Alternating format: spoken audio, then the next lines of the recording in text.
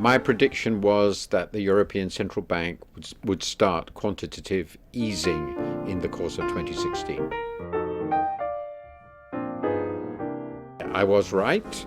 The ECB started QE in January, and they did this because, as it was obvious, the Eurozone was developing a serious deflation risk. Inflation was far below the 2% target and falling, and they had to do something pretty dramatic to reverse it. And they did this, and they're continuing with this policy, and have in fact announced a further extension. My prediction for 2016 is that at least one member country of the group of 20 leading countries, leading economies, will go to the International Monetary Fund for a rescue in the course of the year. And the reason for that is we're seeing gathering recession risks, really quite serious recession risks, in a wide range of countries, basically emerging countries. Brazil, Russia, Argentina, South Africa, Indonesia, Turkey, Argentina. These are all members of the group of 20. Many are affected by the collapse of commodity prices. In many countries, there has been very large amounts of borrowing. There's a real risk that at least in one of them, and perhaps more than one of them, there will be a severe balance of payments and financial crisis. They will need support. They will be desperately unwilling to go to the International Monetary Fund. Probably most of them will manage to avoid that. They will manage to get through without it. But I would be surprised if at least one of them isn't actually forced or feels actually that it would be helpful to go to the IMF, which has lots of money, and would be very happy to help them.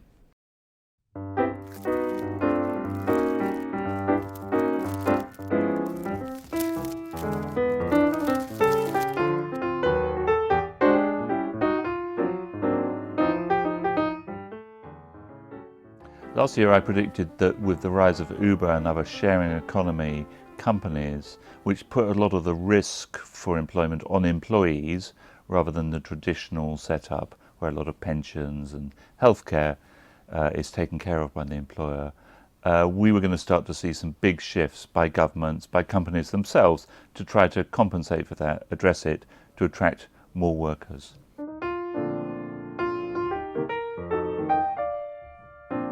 No, the prediction has not yet come true. We've really seen very little to address this issue, and I would think that although a lot of people are talking about it, a lot of people think that it's an issue of concern and that something will have to be done, nothing much has been done yet.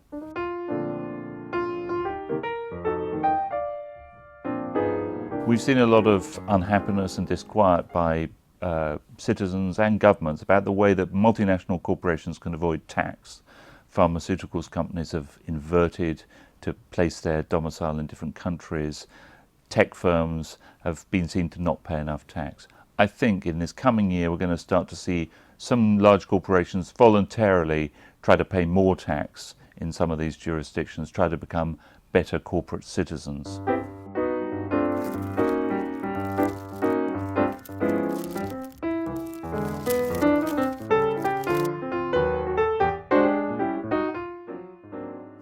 Well, at the beginning of 2015, there was a lot of debate about whether Vladimir Putin, having annexed Crimea and basically sponsored an unofficial Russian military intervention in eastern Ukraine in 2014, whether there would be further Russian territorial aggression in 2015.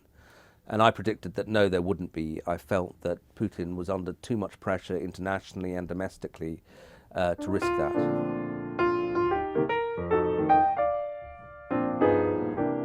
I think I was right for the reasons I set out at the time, which is that although the mood in Moscow is very dark and very confrontational towards the West, there was a lot of counter-pressure on Putin after that. The sanctions have taken a hit on the economy, combined with a falling oil price.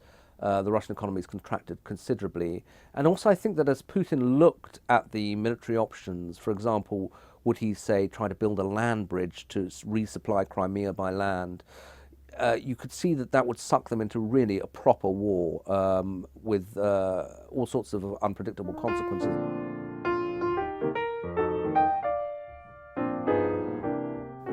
Well, I'm going to stick my neck out and say that I think Angela Merkel will step down as German Chancellor. At present, as I speak, it's still said to be around 10,000 refugees a day heading into Germany. That'll be 1 million, over 1 million this year, 2015. Now, my feeling is that if that keeps going for the first 3 months of the year, the pressure on Merkel to either radically reverse policy or to step down may become unbearable. Now, Merkel's people will say, no, we will gain control of this. We will manage to slow the flows. But I don't see anything that suggests to me that, that as yet, unless they get very lucky, they have a way of doing that without a major policy reversal, which, again, they don't seem ready to contemplate.